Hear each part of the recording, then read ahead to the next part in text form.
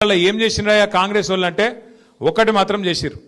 ఒక కొత్త ఇల్లు కట్టలే, ఒక ఇటుక పెట్టలే, హైదరాబాద్లో కనీసం పొక్కలు కూడా ఉడుస్తలేరు రోడ్ల మీద. కానీ ఒక్కటి మాత్రం పొక్తాగా చేస్తున్నాడు. ఏం చేస్తుండు?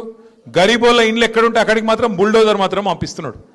హైడ్రా అని చెప్పి ఒక కొత్త దుకాణం పెట్టి కొత్త ఇల్లు కట్టింది లేదు, ఒక పట్టా ఇచ్చింది లేదు.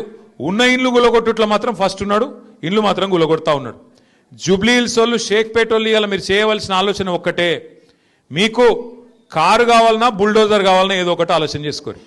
మీకు కారు కావాలంటే టీఆర్ఎస్ గెలవాలి, కేసీఆర్ గెలవాలి, గోపీనాథ్ భార్య మాగంటి సునీతమ్మ నిలబడ్డది, ఆమె గెలవాలి. ఇక మీ ఇంటికి బుల్డోజర్ రావాలి, హైడ్రా రావాలంటే మాత్రం పక్కా మీరేం చేయాలనో అది చేయండి.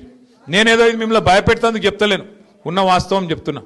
ఉన్న వాస్తవం ఏంది ఈరోజు అంటే, ఇవాళ మీరు చూస్తే రేవంత్ రెడ్డి ప్రభుత్వం, కాంగ్రెస్ ప్రభుత్వం వచ్చినాక కోర్టులంటే గౌరవం లేదు, పేదవాళ్ళంటే గౌరవం లేదు. మీ దగ్గర కాయిదాలు ఉన్నాయా, కాయిదాలు లేవా, పట్టి లేదు. ఇష్టం వచ్చినట్టు గుడ్డెద్దు చేన్ల పడ్డట్టు పోయి ఎక్కడ పడితే అక్కడ హైదరాబాద్లో నిన్నగాక మొన్న కూడా గొలగొట్టిరిపోయి.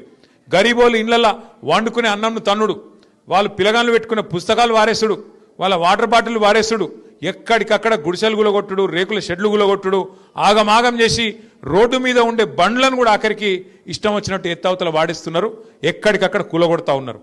అందుకే నేను అంటున్నా, మీకు కారు కావన్నా బుల్డోజర్ కావన్నా ఆలోచించుకునే సమయం ఇవాళ జూబ్లీ హిల్స్ ప్రజలకు వచ్చింది.